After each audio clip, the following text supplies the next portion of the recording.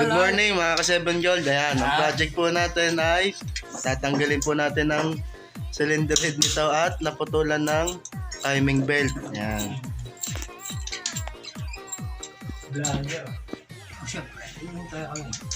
Ito si Master Nolly. Oy, Master Nolly.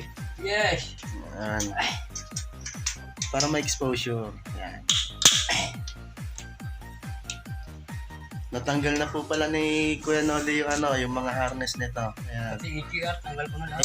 Mga AGR, ayan. Kasama na rin yan sa linis.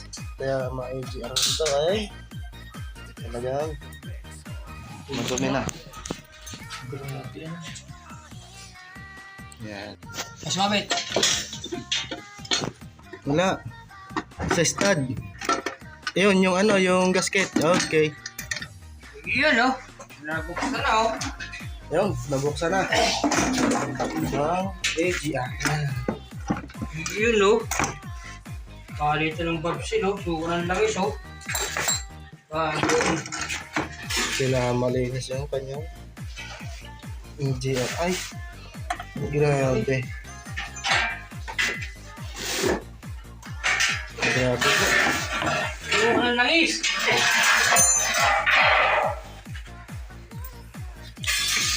Yan mga kaibigan, kampi na lang. Madami-dami pa. Nandito ka. Kung mapapasin nyo, hindi pa yan nabubuksan. Ayan po, ayan. Mga mapture niyan. Pero oli Oh. Yan po, kailangan po natin tanggalin ang kanyang drain plug. Para diretso na rin po tayo sa change oil. Yan. 1, 2, 3. Aba.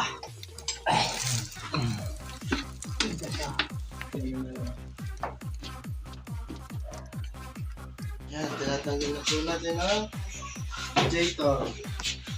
Paano piso ko lang ang radiator nito? Banda lang eh. Ano na ito? Yan, kasunod naman po mga fuel line. Listen. Para matanggal natin itong kanyang cover. Okay. Long nose. May long nose din ah.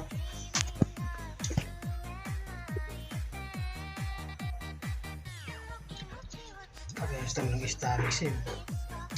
Kung pinilit mo pala talaga pinalitan mo under, ano? Yan. Ito, mapapasin nyo. Yung rocker arm niya, putol. Once po na naputol ang timing belt ng mga ganito, ito na masaklap na mangyayari din yan. Yan. Dalawa. Hindi dapat ano to. Ito kung ba ano to. Balok ng barbulan ito. Ilalapat lang. Hindi. Ang nangyari nito, hindi basta-basta mapuputol ang belt ng makauna ang belt bago ang ano. Ang dako. Ibig sabihin, tumukod ang barbulan niya bago na putol. Sa lakas ng impact. Ito naman ay kaya ng ng epoxy. Bisit! Ito man. Ganun na rin yung mangyari yan. Ilan dalawa. Ay, tanggalin niyo natin ito. Radiator lahat. Para matapos tayo. Yeah. Yes. Malambot yun lahat. Madali tanggalin yun. Yan mga ma'am, sir. Ito na, mga injector naman po ang ating dinadali ngayon. Natanggal na po natin yung mga sa harapan niya, yung radiator, yung cover ng radiator. Yan. Kasunod naman na pagtatanggal ng turbo din para mabunot natin yung cylinder head niyan. Yan, tinatanggal na po mga injector. Oo, mamaya popost kayo mamaya pag sa bahay. Ito yung kanyang mga radiator. Yan. Ito naman po yung cover at yung pano. Yan. Yan pa mga ka-7 Gold. Uy, asinta, asinta! Yan, binibiran na natin yung cylinder head. Mga tornilyo.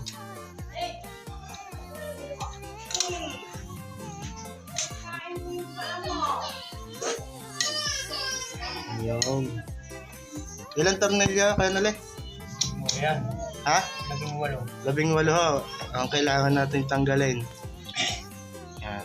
Naiwan mo kasi natin yung impact drive eh. Kaya mano-mano sa kamay. Okay, salamat. Okay, tanggal na ako. 1, 2, 3. Sabay. Yan mga ka-7 gold, natanggal na natin ang cylinder head ng Montero 2015. Live ko dito.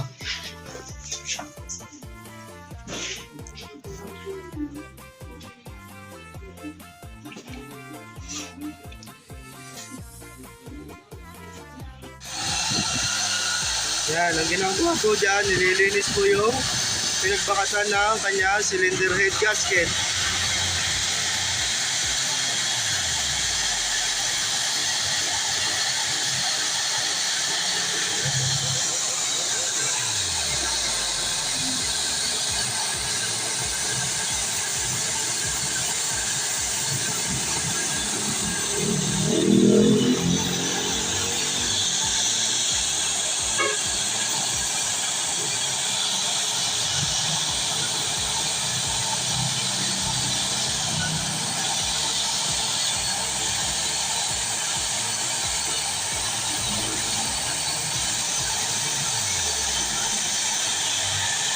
Yan po, magandang hapon mga ka-7 gold at isang maulan na hapon. Yan. Ang gagawin nga po pala natin dito sa cylinder head na to, papalitan natin ng mga barbula. Yung dalawang rocker arm na nasira, pati po mga valve seal. Yan, ito po yung mga item niya. Ito po yung mga valve seal. Yan, kung makikita nyo, may ano pa. Nakaselyo po yan. Yan. Isang set. At yung dalawa po na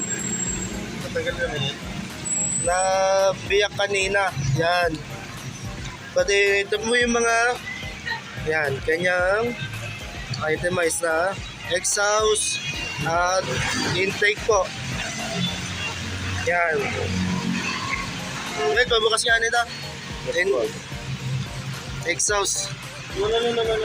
Yan. Sariwa. Yan po.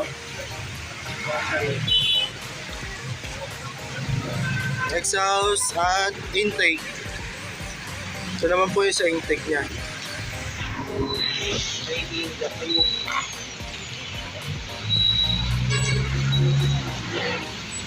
Po, mga ka-7 gold, kung makikita nyo, gumawa tayo ng special tools yan para matanggal natin po yung mga lock ng mga barbula niya sa pinakang ano, sa taas niya ano. Ito.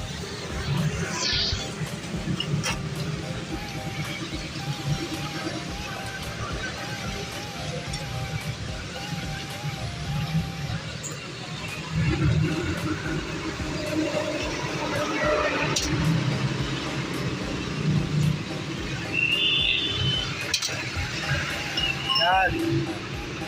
Ganun po, para hindi po mawala yung lock pag pinupukpok. Yan. Yan, nakadalawa na tayo. Ito po. Diretsuhin na rin naman po natin yan.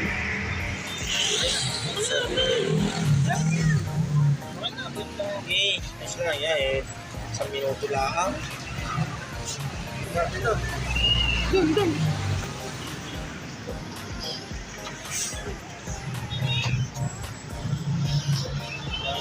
Kaya na, injured na rin. Balta na rin.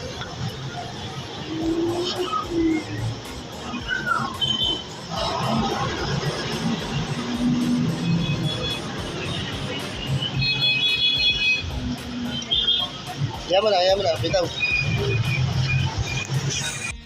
Yan mga ka-7 gold, natanggal na rin po natin lahat. Yan, kung mapapasa nyo po. Yan, nandito na po yung kanyang mga lamp, mga spring.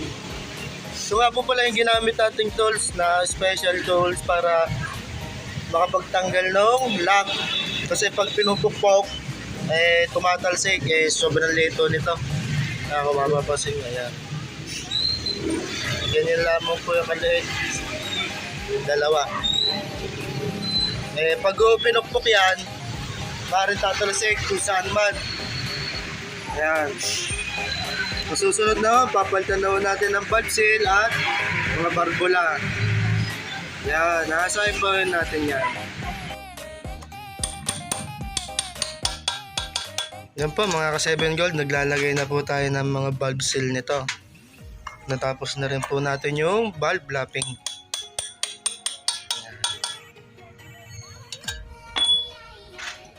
Shout out Master Nolly. Nice.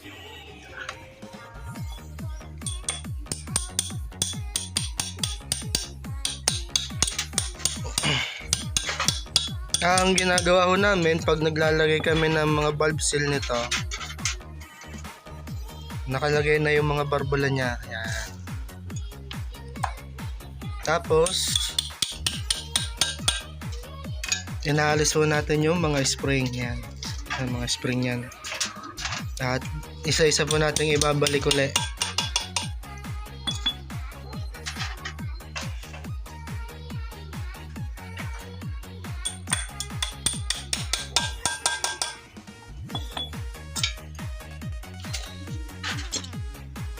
Yan, maraming salamat. God bless po. Yan, good morning. Pinagpapatuloy na natin yung ating concept project sa ano to? Montero. Yan. Ito na po yung kanyang head. Yan. Buo na. Sasalpak na lang ho natin yan. Yan.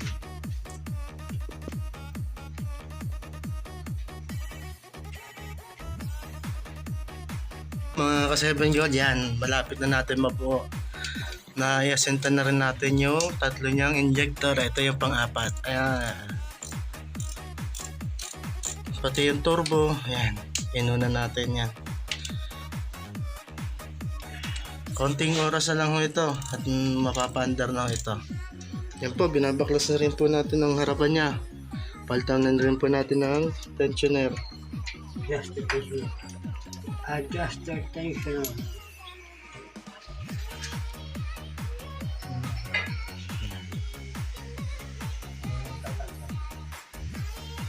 Pangalan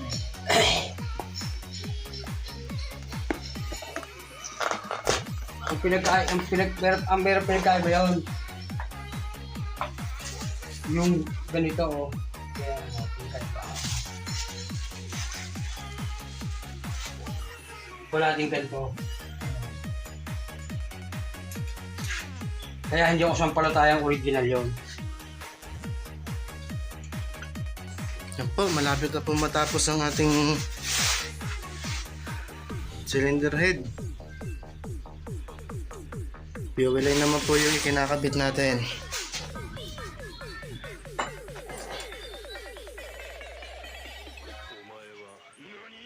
Yan.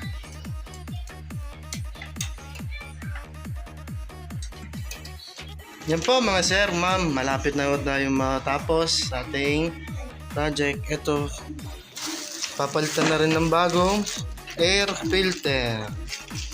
Ayan. Tadan. Baligtad yata. Yun. Okay. Bagong bago. Yan, nakakabit na po ang mga harness. Mga belt, wala pa pala. Belt muna. Yan, malapit na ako. Yan po, magandang hapon. Pagkatapos natin mabuo yung Montero, ito naman, i-scan naman natin. Ayan. Meron po tayo nakita dalawa. Ang labo. Yung airpag ito talagang hindi mawala. Red DTC po tayo. Ayan. Camshaft position sensor. Ayan. Okay. Ito sa wiring yun. Try po nating i-delete. Default po pala. Yes.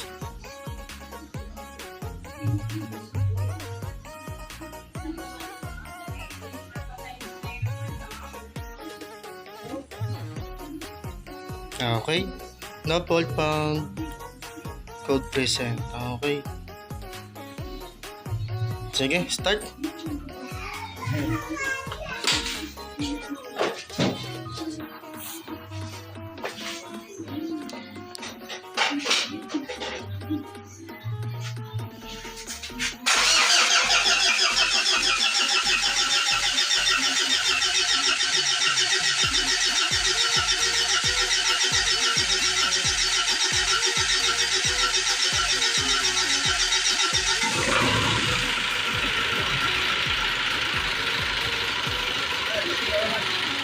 Wala lang yun.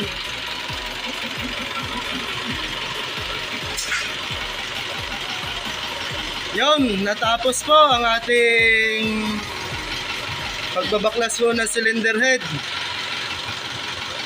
Awa naman po ay gumana na. Yan, maraming salamat sa inyo. At God bless po tayo. Ingat.